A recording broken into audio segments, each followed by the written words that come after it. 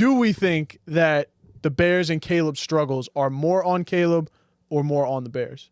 I think it's a healthy dose of both. It's a healthy dose of both. It's a healthy dose of both, but it's a lot. Like, it's a big dose of on the Bears in the situation that he's in, and me included, we overestimated how good his situation was. And you know, it always starts in the trenches. It always starts in the trenches, and the O-line has been, I mean, they've given nothing. The run game has given nothing, and for any quarterback in a situation, especially a young quarterback, but for any quarterback in a situation where your O-line's not holding up and you have no run game and you're not keeping the defense honest, like, it's going to be hard. He had to throw the ball 52 times in this game against the Colts. Like, that's just not ideal for a rookie quarterback. Obviously, you know, when the time comes, sure, like, let Caleb swing that rock, but, you know, we look at how the Patriots are protecting Drake May by not even letting him play. But, like, you know, you want to protect your rookie quarterback, and I know Caleb's supposed to come in and be generational, but, like, at the end of the day, shit, this is the NFL. Some guys, it just takes, like, a little bit longer. Like, you know, some guys aren't C.J. Stroud who come in immediately. So that's what I was going to ask. Do you think if C.J. Stroud and the Texans don't do what they did last year, does Caleb still come in with the same chip on his shoulder and the expectations? I think we'd still have pretty high expectations for Caleb because no matter what. I don't think they would be as high, but I still think we'd have pretty high expectations People were expecting him to, like, go to the playoffs and win a playoff game. Yeah, no, I think it'd be... That was the most ridiculous I thought that was crazy. Yeah, I think it'd especially Bears fans. Yeah, I think it'd be different if C.J. Stroud didn't happen, but they just got Keenan. They had a really good defense last year at the end of the year. Like, there still would have been expectations, but... Right. You know, he needed more than 2 games to get comfortable, and that's okay. Yeah. Like, it was... More than 3. It was terrible. So, all right. So, he was really bad in week 1. He had 93 yards. He didn't throw a touchdown. They snuck by a win. Against the Texans, it was better. It was better. He still didn't throw a touchdown. Right. There were still some... It was like from some diarrhea, but it was better. To less bad. And then here, it was just... Here against the Colts, everything kind of shifted a little bit to where... when we talk about it being a healthy dose of blame to go around between the team and Caleb, it kind of shifted a little bit in this game. And it was, to me, it was a lot less on Caleb and a lot more on the Bears. I mean, they ran the ball for not a lot of yards as a team. As a team, they ran the ball for 63 yards. Yeah, DeAndre Swift was not on shit. And I'm done with him. Forget it. And like I mentioned, Caleb had to throw the ball 52 times. He got sacked 4 times. He had 2 interceptions in this game, but he really only had 1 turnover-worthy play. One of the interceptions was on Rome, and I thought there was a lot more, obviously given the fact that he had, 360 yards, 33 completions. So it was just obviously a lot more volume in this game, so it's going to come, but... There was a lot more of that Caleb magic that makes him so special that we saw on display. And there was a lot of times where in this game where Caleb turned something into nothing.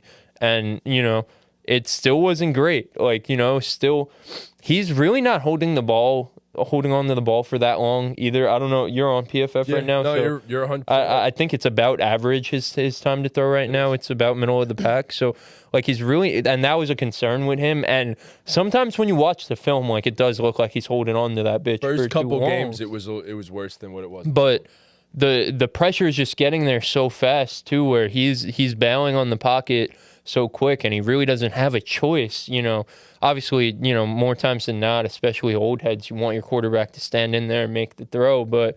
Especially rookie quarterbacks, we see it. They're just more prone to bailing on the pocket just because they're not as experienced. They don't know how much they could take in there. But I really do think for the most part, I thought in this game, Caleb, you know, obviously he had an actual chance to win at the end there, you know, didn't convert.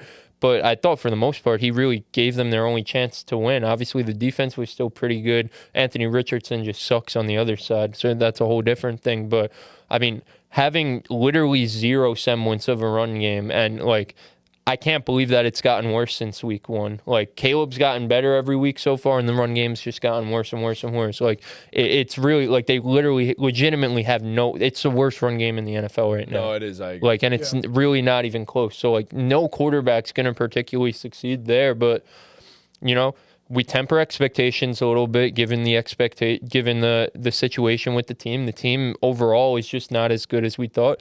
Caleb probably isn't as good as we thought he was going to be coming out, and that's fine. So, you temper expectations a little bit, and to me it becomes a little bit less about wins and losses and more about show me the flashes, show me what you got. And I thought in this game there was a lot more flashes than we saw in week 1 and week 2, and I feel like for me that's all you could ask. Yeah. You pretty much said everything I wanted to say. I think the positive things for Caleb is that his natural tools have clearly translated well. I mean, he still has a rocket of an arm. He can move in and out he can move in the pocket, and I still feel like every time he does move out of the pocket, something amazing is about to happen. So I think physically he's translated really well to the NFL. I don't think his IQ or decision making is really all that bad. I think his timing is off with some of his receivers. And I think him and Rome were building a special connection this game. That's for sure. I mean, you mentioned it. The one pick he had was bad. I mean, he was about to get hit. He threw a duck. It was late. And the other one, though, I think it hit off Rome's hands, right? Yeah, and Jalen Jones, who had a hell of a game for the Colts, just made a great play to keep the ball in bounds and pick it off. Yeah, that was a nasty interception. Yeah, for sure. But like you said, I mean, you give especially a rookie quarterback. I mean, even Bill Belichick has said it, that every quarterback, their best friend is the run game. You have a rookie quarterback, no run game, no pass protection, but he has great weapons, so he's supposed to just make it work. That's just not how the NFL works, especially for a rookie. So I think you're right. Let's just let him be a rookie. Let's not throw him into the generational talent conversation yet. We know that, but let's just let him be a rookie. He's gotten better every week and showed he threw some really good passes this week. Like the deep touchdown to Romo Dunes was a beautiful ball. And that's one thing, too. I feel like every time the ball comes off his hands, it looks like a good ball. You know what I mean? And yeah, he's missing a bunch. He's missing throws. And my one thing is he throws it too hard. He does. He throws it with so much heat on it. The touch isn't there like where you would want it to Josh be. came in with a similar problem. Right. I'm saying some of these guys come in with the same his problem. Issues are more than fixable. So fixable. So 3 games into his rookie season, if you expected the Bears to win the NFC or win a playoff game even, I think you just jumped the gun a little bit. So, and I think that's okay. So, yeah, like you said, let's let him be I think when you really dive in and break it down, the flaws that he might have had, I don't even think they're as bad as some people. Like I keep mentioning, the time to throw, I would have thought, especially watching the games too, I would have thought it was much higher. I would have thought it was bottom 10 type of thing. But for him to be in the middle of the pack, that's about where you want him to be. He's especially with a horrible offense. Yeah, I mean, especially in week 1 and week 2, again, the pocket presence and stuff like that is real and is a real concern, I guess, and the bailing on the clean pockets sometimes and just trying to do too much. I think most people knew we were going to get some of that. When you're a player like him who's just so magical and can do so much, sometimes you're going to try and do too much. And then, like we keep saying, when the situation's worse than everyone thought, we're going to see him try and do too much. We're going to see games worse than what we saw this week from him. It's not going to – I'd love for it to be, but it's not going to be straight line for 17 games. But I think, I'll end with this, and then you could have the format, EJ. But given through 3 weeks, I mean, a guy getting better every week, I just can't complain about that. I just can't. Yeah, I mean, I don't know if you guys thought I was going to get on the mic here and just be negative about Caleb. I have no reason to be. Most of the blame, I want to say, goes to the situation around him more than anything else. And it's wild, the double standard that we've now taken because of the fact that we came in with the thought process of he's got the best situation that any rookie quarterback has ever had, and now here we are all saying, the situation around him sucks, blah, blah, blah. But things change. Things need to be fluid. And people are wrong. We were very wrong. We're here to make educated guesses. Was very wrong. And look, the problem is I don't think the pass protection has necessarily been as bad as people think it is. But I will say the fact that this man has legitimately zero run game, that benefits absolutely nobody.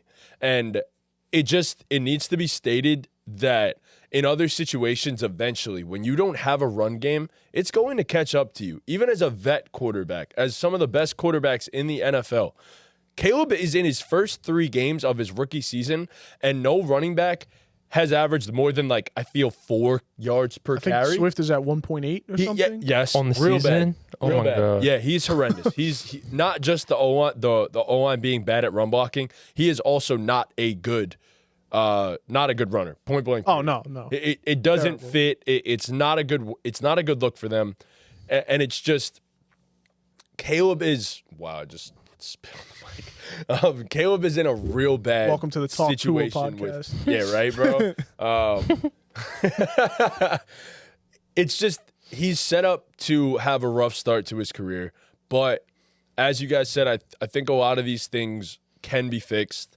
He hasn't held the ball as much as we think he has. His first 2 games were a little rough, but this past one was actually the quickest he's been getting the ball out. I think he's operating better with instruction. I think he will increasingly do so. Oh boy, what happened here? But I think he'll be fine. What happened? Quote of the century. yeah. I think he's gonna be just fine.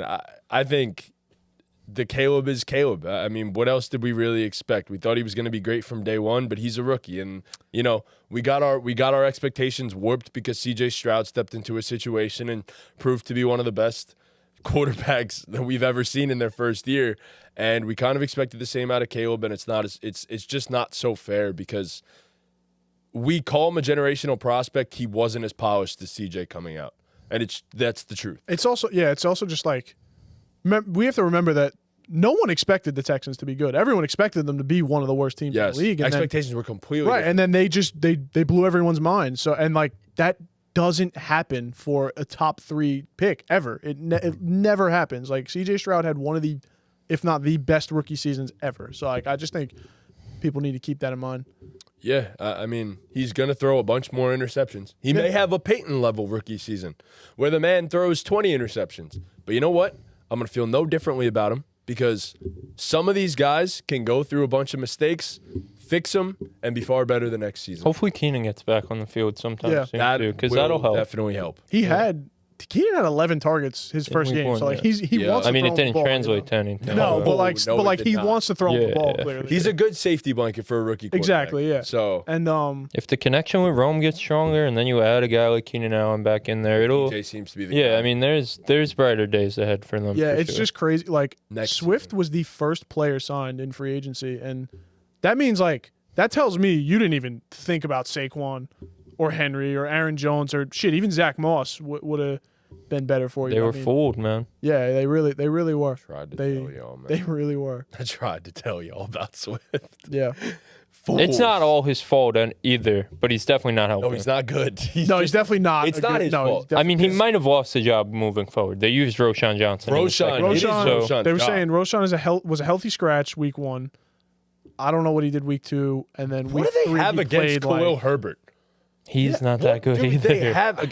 He is good. I think I like Roshan better than. I think Herbert. Herbert's a better running back than Roshan Johnson. That man deserves. I don't know. It's What do you like, ass or more ass? Hey, whoa! Herbert's good. He's good at football. Give him a chance.